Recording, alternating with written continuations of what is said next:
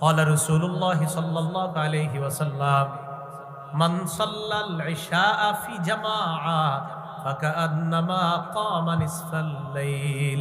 নবীজি বলেন কেউ যদি এশার নামাজ জামাতে পড়ে, আজকে এশার নামাজ যারা যারা জামাতে পড়েছেন আপনারা, নবীজি বলেন এশার নামাজ জামাতে পড়া ঘুমায়া গেছে, বাস ঘুমায়া গেলেও আমার ওই উম্মতকে অর্ধেক রাত দাঁড়িয়ে দাঁড়িয়ে ইবাদত করলে যে সওয়াব, আমার উম্মত এশা জামাতে পড়ে ঘুমিয়ে যাওয়ার কারণে দাঁড়িয়ে দাঁড়িয়ে ইবাদত করলে অর্ধেক রাতের ইবাদতে যে সওয়াব পাওয়া যাবে, এই অর্ধ রাত ইবাদতের সওয়াব আল্লাহ তাকে দিয়ে দেবেন। সুবহানাল্লাহ। আপনি কিন্তু ঘুমায় রয়েছেন, এখন আপনি ঘুম থেকে উঠে কোন নামাজ? ফজর। ওমান সাল্লা সুবহা ফি জামাআ, এশার নামাজ জামাতে আদায় করার পর ঘুমিয়ে গেলেন, ঘুমের পর আপনি অর্ধরাত দাঁড়িয়ে থেকে নামাজ আদায় করার সওয়াব পান। পাওয়ার পর এবার ফজরের নামাজ আপনি আবার জামাতের সাথে পড়লেন।